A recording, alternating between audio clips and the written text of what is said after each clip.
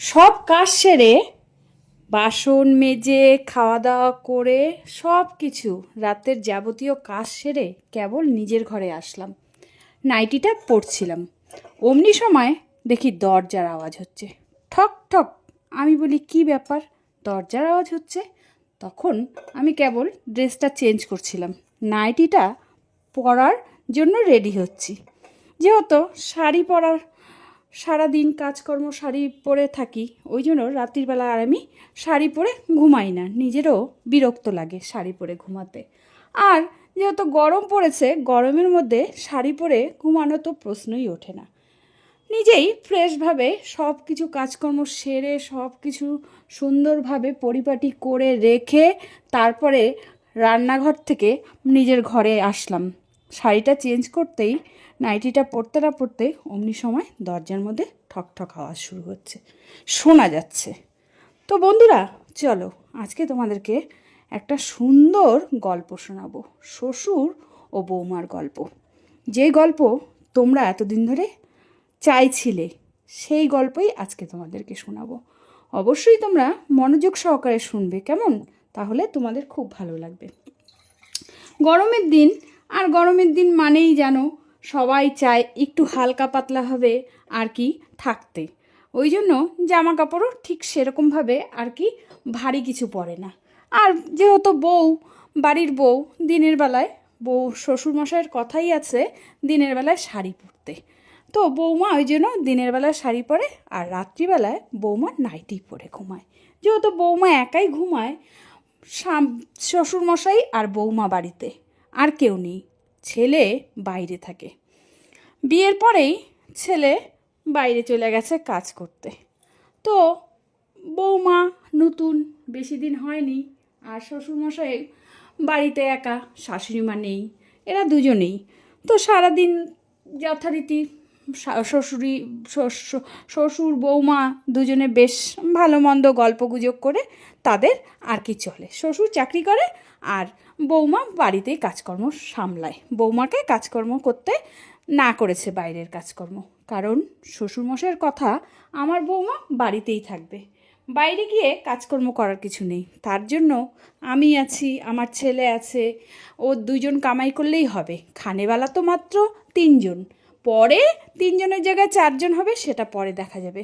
আমরা দুজন তো কাজ করছি, বৌমার কি কাজ করার দরকার? বৌমাকে সুন্দরভাবে সেজেগুজে থাকতে বলা হয়, যাতে বৌমাকে সবাই দেখলে বলে যে না, অমুক বাড়ির বউ খুব সুন্দর দেখতে, আর তাকে খুব যত্ন করে রাখা হয়। অমুক বাড়ির বউ বলতে আমার শ্বশুর বরাবরই, আমার শ্বশুরমশাই খুব রসিক লোক। তিনি ইয়ার্কি ঠাট্টা ফাজলামো মারতে খুব ভালোবাসে। আমি যে ওনার ছেলের বউ, উনি সেটা ভাবেই না। উনি সব সময় আমার সাথে ফ্রিভাবে মিশতে চায়। আমি একটু লাজুকভাবে থাকি। আমি যেহেতু নতুন, ওই জন্য আমি ঠিক সেরকমভাবে আর কি ফ্রিভাবে কথা বলতে পারি না, লজ্জা লাগে। কিন্তু শ্বশুরমশাই বরাবরই বলে দিয়েছে, ছেলে থাকে না, তোমার যা দরকার পড়বে তুমি আমাকে বলবে, আমার সাথে বন্ধুর মতন মিশবে। আমি তোমার সাথে বন্ধুর মতন মিশি। তোমার শাশুড়ি মা থাকলে আজকে হয়তো তোমার শাশুড়ি মা তোমার সাথে বন্ধুর মতন মিশতো, কিন্তু যেহেতু তোমার শাশুড়ি মা নেই, ওই জন্য সব কিছু দেখার দায়িত্ব আমার, তোমার সব কিছুর দায়িত্ব আমার। আর আমার ছেলে যেহেতু বাইরে থাকে, তো ওই জন্য বিশেষ করে আমি আরও ওই জন্য নিজেকে ভাবি যে না, ছেলের জায়গাটা কি করে আমি পূরণ করব। তার জন্য সবসময় তোমার দেখভাল করি। আর তোমার যেহেতু নতুন বিয়ে হয়েছে, তার জন্য বৌমা তুমি সবসময় সেজেগুজে থাকবে, যাতে বাড়িতে কেউ হুটপাট করে আসলে পরে তোমার ওই চাঁদপানা মুখ দেখে সবাই একদম অবাক হয়ে যায়, বলবে যে না, এই বাড়ির বউ কিন্তু সেরা হয়েছে। আর তোমার কোনো কিছু যদি লাগে তাহলে কিন্তু আমাকে তুমি দ্বিধাবোধ করবে না বলতে। আমাদের সংসারে খানেবেলা কেউ নেই বৌমা, তুমি আমাকে দেখবে, আমি তোমাকে দেখব। অমনি বৌমা বলল, দেখবো মানে? আরে বোঝোই তো, শাশুড়ি মা নেই, বৌমা এই বয়সে কি আর আমাকে দেখবে বলো? আমার তো আর অন্য কোনো কিছু নেই, আমার এই একটু ভালোভাবে চললেই হয়েছে, তুমি আমাকে একটু খুশি করে রাখবে, এটাই। দেখবে আমার মন জুগিয়ে চলবে, তাহলে দেখবে তুমি সব কিছু পাবে, না চাইতেই তোমার পায়ের সামনে সব কিছু এসে হাজির হবে। ওই কথা শুনে বৌমা বলল, হ্যাঁ শ্বশুরমশাই, আপনার কোনো চিন্তা করতে হবে না, আমি আছি। আপনি আমার জন্য এত করবেন আর আমিও আপনার জন্য করব না, সেটা তো হয় না। আর আমি ওরকম মানুষও না যে একতরফা আপনি করে যাবেন আর আমি তার বিনিময়ে কিছু দিব না, সেটা কি সম্ভব? সম্ভব না। আপনি নিশ্চিন্তে থাকেন। তার মধ্যে আপনার ছেলে বাড়িতে থাকে না, আমি আর আপনি আছেন, সেটা নিয়ে কোনো সমস্যাই হবে না। কিন্তু নতুন নতুন তো একটু লজ্জা লাগছে। কি যে বলবো শ্বশুরমশাই। শ্বশুরমশাই বলছে, আরে বৌমা, আজকালকার দিনে লজ্জা পেলে চলবে না, তুমি না আজকালকার দিনের মেয়ে, তুমি কি তখন থেকে আপনি আজ্ঞে করছো? তুমি আমাকে তুমি বলবে, আমি তোমার সাথে ফ্রিভাবে মিশি আর তুমি আমার সাথে এরকমভাবে মেশো, এটা কিন্তু ঠিক না। তুমি আমাকে তুমি বলবে।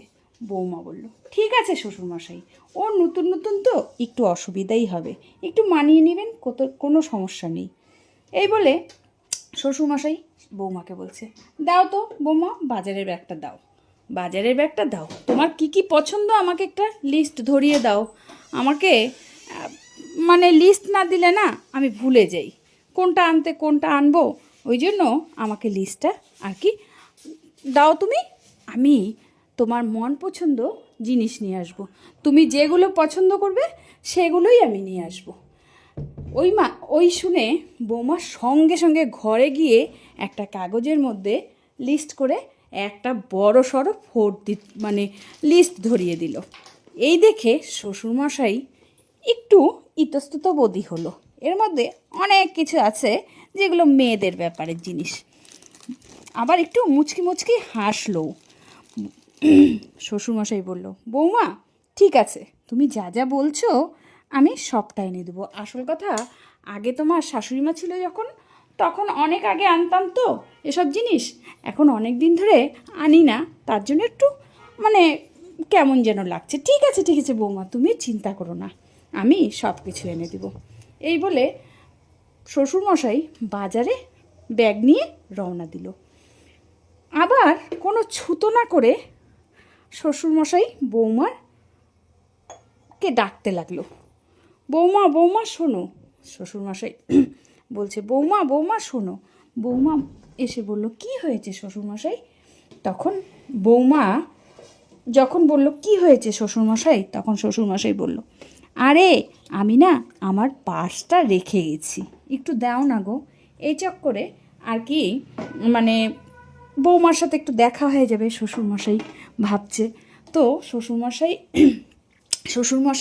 আর কি চিন্তায় আছে। বৌমা বৌমা তারপরে শ্বশুরমশাইয়ের হাতে পার্সটা ধরিয়ে দিল। শ্বশুরমশাই পার্সটা নিতে গিয়ে বৌমার হাতটা ধরে বলল, বৌমা তোমার হাতটা বাবা তুলার মতন, আমি ভাবলাম আমি কার হাত ধরলাম। এই বলে ফট করে বৌমা হাত সরিয়ে নিয়ে একটু লজ্জা পেয়ে গেল। শ্বশুরমশাই একটু খুশি হয়ে আর কি বাজারে গেল, মনটা পুরো উৎফুল্ল, মনটা পুরো আনন্দ। তো বাজার থেকে শ্বশুরমশাই দুনিয়ার জিনিস নিয়ে আসলো।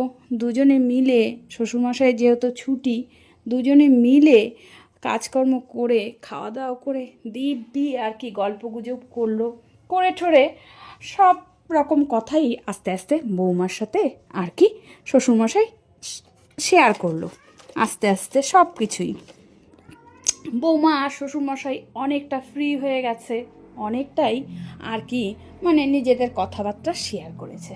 বৌমা ভুলেই গেছে যে এটা তার শ্বশুরমশাই, সম্পর্কে যে তার শ্বশুরমশাই ভুলেই গেছে। বারে বারে যেহেতু বৌমাকে শ্বশুরমশাই বলতো, আমি তোমার বন্ধুর মতন বন্ধুর মতন, তার জন্য বৌমা বন্ধুর মতনই মিশতে লাগলো। তারপরে দিনের বেলায় যেহেতু অনেক কিছু রান্না হয়েছে, আর দিনের বেলায় যেহেতু ভাত খায়, রাত্রিবেলায় শ্বশুরমশাই বরাবরই রুটি খায়। তো বৌমা বলল, শ্বশুরমশাই কী খাবেন রাত্রে? তখন শ্বশুরমশাই বলল, আবার আপনি? বৌমা বলল, আহা একটু কয়েকদিন লাগবে আমার। এই বলে যাই হোক, তারপরে বলল, তুমি যা করবে। বৌমা বলল, রুটি খেতে হবে তো। শ্বশুরমশাই বলল, তোমার কষ্ট হবে না? বৌমা বলল, না না না, কিসের কষ্ট হবে, কোনো কষ্ট হবে না, আমার রুটি করতে বরঞ্চ তো ভালোই লাগে, আমি রুটি করে দিচ্ছি। এই বলে রাত্রিবেলায় রুটি করলো, করে যাবতীয় সব কাজকর্ম সেরে, খাওয়া দাওয়া দিয়ে দুজনে মিলে খাওয়া দাওয়া করে গল্প গুজব করে সব কিছু কাজকর্ম সেরে শ্বশুরমশাইয়ের ঘরে চলে গেল। বৌমা যেহেতু শাড়ি পরে, আর কতক্ষণে বৌমা ঘরে যাবে, ঘরে গিয়ে নাইটি পরবে, ড্রেস চেঞ্জ করবে, তার মধ্যে গরমের মধ্যে রাতের বেলায় সবাই বেশিক্ষণ আগুনের পাশে থাকতে চায় না, কতক্ষণে ফ্রি হয়ে নিজের ঘরে যাবে। এই বলে বৌমা শ্বশুরমশাইকে গুড নাইট জানিয়ে নিজের ঘরে চলে গেল। শ্বশুরমশাই কিছু তো নাই বৌমাকে ডাকবে, বুঝে উঠতে পারছে না। এদিক করে সেদিক করে দেখে জলের গ্লাসে জল আছে কি না। বৌমা তো সব কিছু দিয়ে ঠিয়ে, জলের গ্লাসে জল ঠল দিয়ে ঠিয়ে ঢেকে সব কিছু করে বৌমার ঘরে গেছে। অমনি সময় শ্বশুরমশাই একটা বুদ্ধি বের করলো। বুদ্ধি বের করতেই বৌমার ঘরে গিয়ে আগে কানটা পাতলো দরজার সামনে, কিছু শব্দ হয় কিনা, ছেলে ফোন টোন করেছে কিনা। না, দেখছে বৌমার মতন গুনগুন করে গান করছে, আর ড্রেস আর কি চেঞ্জ করছে ভেতরে, সেটা শ্বশুরমশাই আর বুঝতে পারেনি ড্রেসটা চেঞ্জ করছে। বৌমা গুনগুন করে গান করছে, শ্বশুরমশাই অমনি ঠক ঠক করছে দরজার মধ্যে, কেবলই নাইটিটা চেঞ্জ করবে, তখনই ঠক ঠক করছে। বৌমা বলল, কে? শ্বশুরমশাই আর সাড়া দিচ্ছে না, সমানে ঠক ঠক করে যাচ্ছে। বৌমা আবার বলছে, কে? শ্বশুরমশাই কিছুতেই সাড়া দিচ্ছে না। যদি ওখান থেকেই বৌমা আর কি কথা বলে শ্বশুরমশাইকে চলে যেতে বলে, তার জন্য শ্বশুরমশাই আর কোনো কথাবার্তা বলছে না, শ্বশুরমশাই ঠকঠক করেই যাচ্ছে। বাধ্য হয়ে বৌমা নাইটিটা পরে দরজাটা খুলল। খুলতেই দেখে শ্বশুরমশাই দরজার সামনে দাঁড়িয়ে আছে। শ্বশুরমশাইকে বৌমা জিজ্ঞেস করছে, কি ব্যাপার বাবা আপনি? তখন শ্বশুরমশাই বলছে, ব্যস্ত নাকি? বৌমা বলছে, না না ব্যস্ত না, এই তো ড্রেসটা চেঞ্জ করছিলাম। তখন শ্বশুরমশাই বৌমাকে দেখে, যেহেতু রাত্রি তখন আর কি, তো রাত্রিবেলায় তো নাইটি পরেছে, শ্বশুরমশাই বৌমাকে নাইটি পরা দেখে অবাক হয়ে গেল। একই দৃশ্য দেখে শ্বশুরমশাই একদম থমকে গেল। শ্বশুরমশাই বলল, বাহ বৌমা। শ্বশুরমশাই আর বৌমার কাছ থেকে পারমিশন নিল না, শ্বশুরমশাই বৌমার ঘরেই চলে গেল, গিয়ে বলল, খাটের উপর বসে বলল, বাহ বৌমা, তোমাকে তো সেই সুন্দর লাগছে নাইটিতে। বৌমা লজ্জায় লাল হয়ে গেল, একে তো নাইটিটা লাল, তার মধ্যে মুখখানাও লাল হয়ে গেল।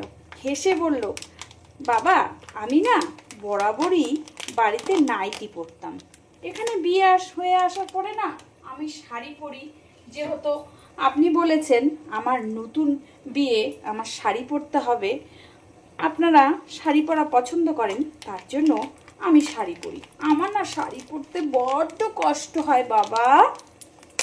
শ্বশুরমশাইয়ের গাল একদম ফুলে গেল, এত সুন্দর করে বলল, শ্বশুরমশাই আর না করতে পারলো না।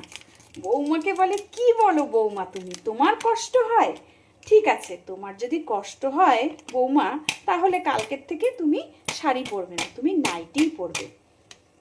আমি তোমার জন্য রং বেরঙের নাইটি নিয়ে আসবো, তুমি নাইটি পরে থাকবে, তোমাকে খুব ভালো লাগছে নাইটিতে। এই বলে বৌমাকে সমানে শ্বশুরমশাই দেখেই যাচ্ছে।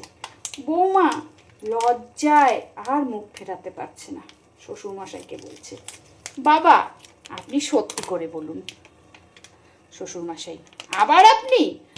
সরি বাবা, সরি, আপনার পায়ে পড়ি, আপনার হাতে ধরি, এই বলে পায়ে হাতে ধরে সরি বলে যাচ্ছে।